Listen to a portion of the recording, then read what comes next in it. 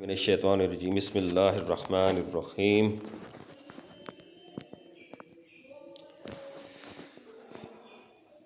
What is fission reaction? Explain. Nuclear fission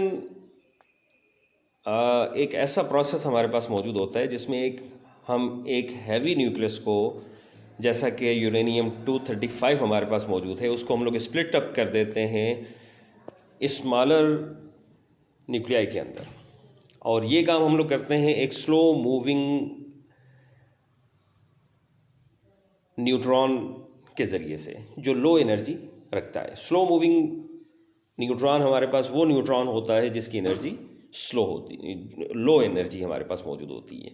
इसका नीचे हमें पूरा एक प्रोसीजर मौजूद है कि यहाँ पर एक स्लो मूविंग न्यूट्रॉन को यूरेनियम 235 के न्यूक्लियस में दाखिल किया जाता है।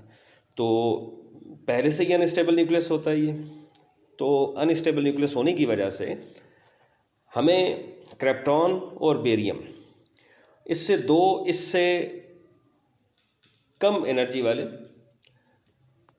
न्यूक्लियस हमें हासिल होते हैं। इसके साथ हमें तकरीबन 3 न्यूट्रॉन भी हासिल होते हैं और प्लस एनर्जी भी हमें हासिल होती है। तो न्यूक्लियर फिजन हमारे पास एक ऐसा रिएक्शन है। ये नीचे हमने इसकी इक्वेशन भी दी हुई है, एक्स और वाई। एक्स में क्रिप्टॉन और वाई में बेरियम आपके पास हासिल होता है। और डिस्कवरी ऑफ जो न्यूक्लियर फिजन थी आपके पास, ये ओटो हान और फ्रिट्ज स्ट्रासमैन था कि सबसे पहले इसने इस चीज़ को डिस्कवर किया था। ये जो प्रोसेस हमारे पास मौजूद होता है, इसमें पर इवेंट में हमारे पास जो एनर्जी रिलीज़ होती है वो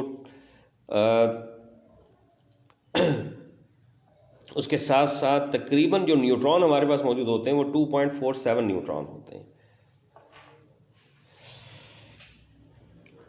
और जो एनर्जी हमें हासिल होती है वो 200 मेगा इलेक्ट्रॉन वोल्ट हमारे पास हासिल होती है। तो ये बहुत बड़ी हमारे पास, यानी लार्ज अमाउंट ऑफ एनर्जी है जो इस केमिकल प्रोसेस के दौरान में हमें हासिल होती है।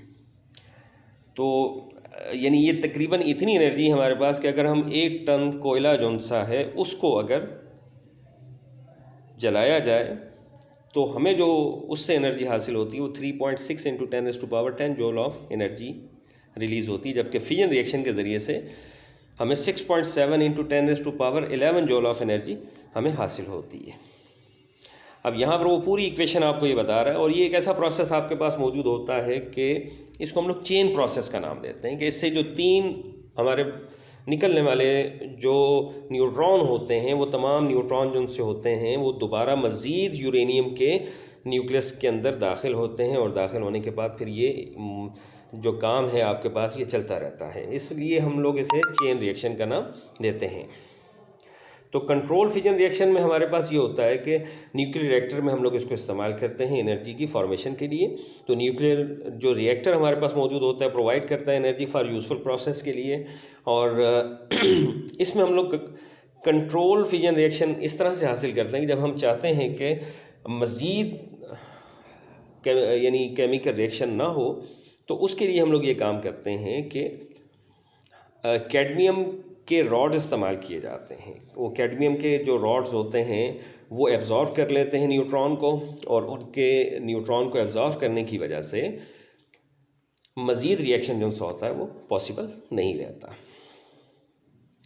तो ये अब आपने बच्चों याद भी कर लेना है। इसको अगर कोशिश करें तो चलें लिख भी लें, और नेक्स्ट जो थर्सडे हमारे पास आएगा उस वक्त तक इसको आप याद करके इसका टेस्ट भी मुझे दे दीजिएगा उसमें। और बाकी रह गई जो बात ये थी कि साथ साथ इनको मुकम्मल कर लीजिएगा सारे काम को। जज़ाकल्लाह।